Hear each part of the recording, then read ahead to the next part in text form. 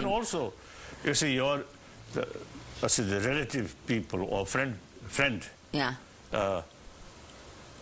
through training of mind and increasing our memory, Yeah. then next life, there is possibility to recognize, remember, previous life's friend. Wow. There are some cases. Yes, of course. Young child, you see, they recognize some of the friend of previous life. Mm-hmm. You became Dalai Lama at 14. That's Right. a long time, no? So when I was young, Yeah. according to my mother and some other sort of, let's say, concerned people, they actually told me later, and also recorded, Yeah. when search party reached my home, Yeah. very remote area, one small village. In Tibet? Yes, in northeast Tibet, in Amdo area. So when search party reached there, I immediately recognized some of these sort of member of the search party and mentioned their name.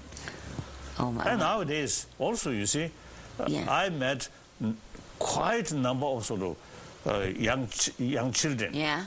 including some Indian. The very sort of very clear memory about past life. That's incredible. And So it is possible. Can the Dalai Lama retired? Or no? You have to be forever a Dalai? Or Dalai Lama? No possibility to retire from Dalai Lama-ship. No possible. And you... But I now change Yeah. the almost four century old tradition. Dalai Lama institution have, you see, the responsibility of both political leadership, political and spirituality. Last almost 4 centuries. Now that I consider outdated. Spiritual leader and political leader must be separate. Yeah.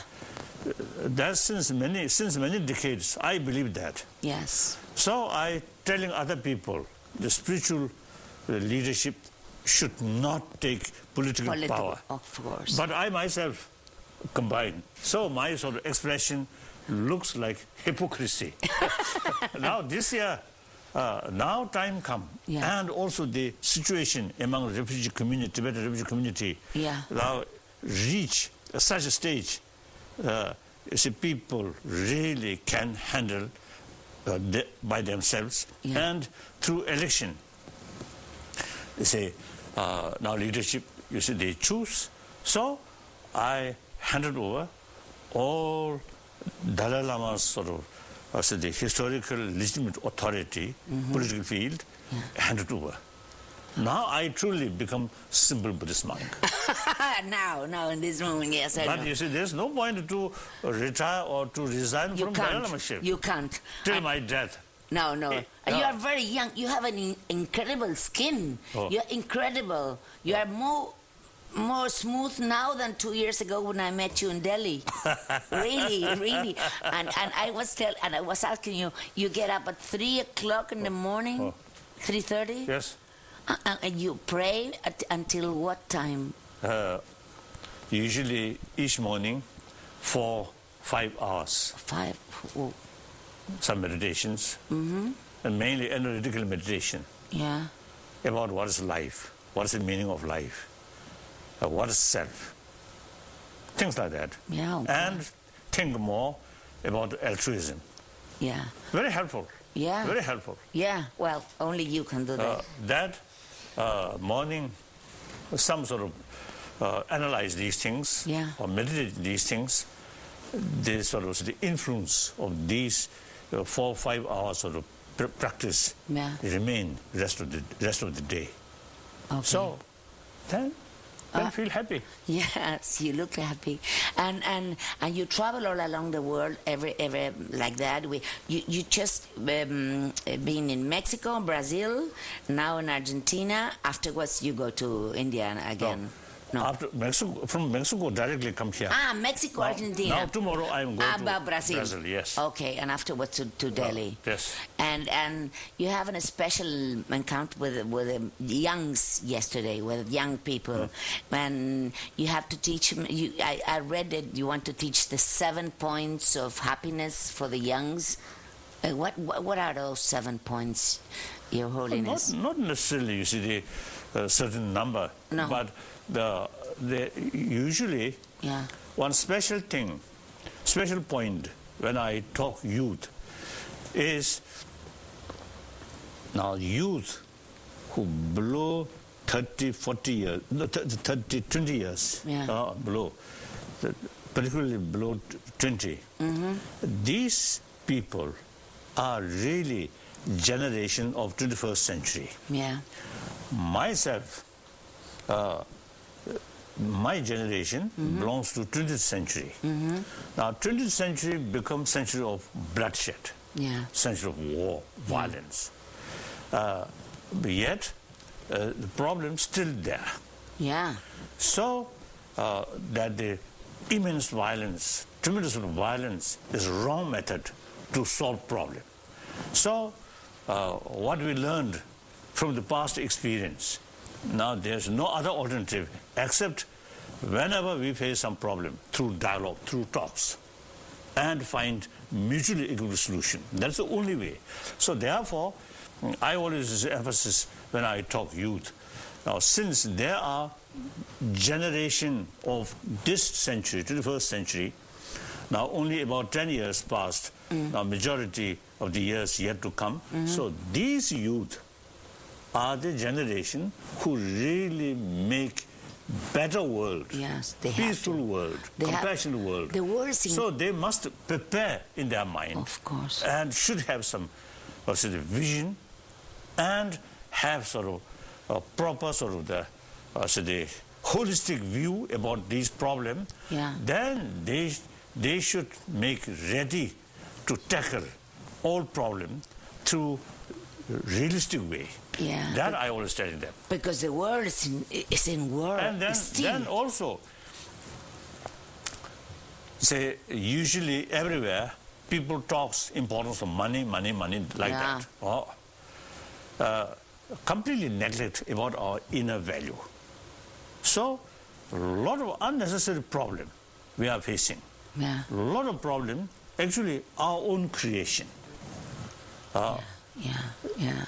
So therefore, now the younger generation must pay more attention about our inner value, which we already discussed. Not necessarily as a religious belief. Without touching religion, I usually call secular ethics. Through secular way. And mainly use scientific findings. Then you get more sort of conviction. Inner peace is really very, very important sort of matter for happy life, for happy family, for happy community. So that I always is telling the youth. One, education about the brain development, very important.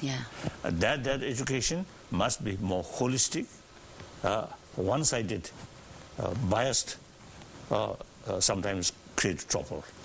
Then warm-heartedness, sense of responsibility, or say the well-being of entire humanity, entire world.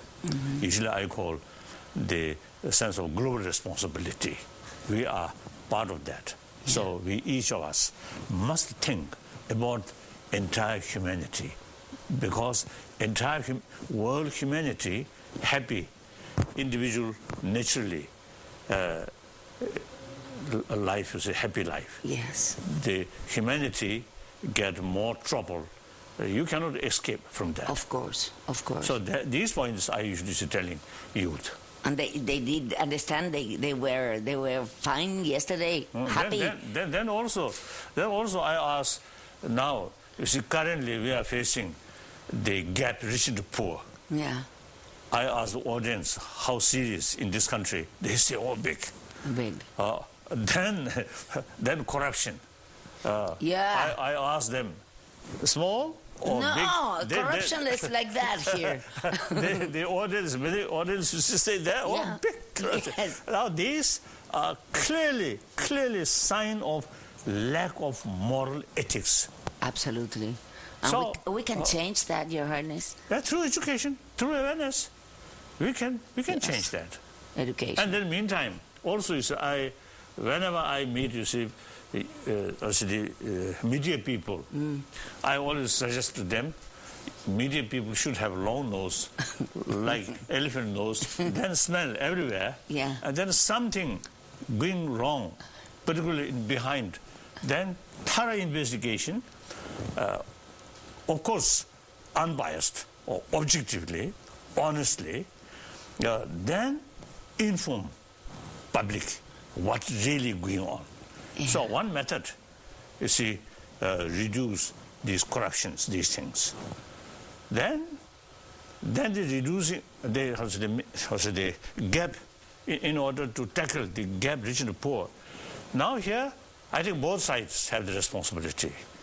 Yeah. Many occasions when I talk, you see, public, the poorer section of the people, with self-confidence and work hard, and the richer side provide facility of education, training, and give them sort of the sense of we are equal. Yeah. That I think important. Absolutely, absolutely.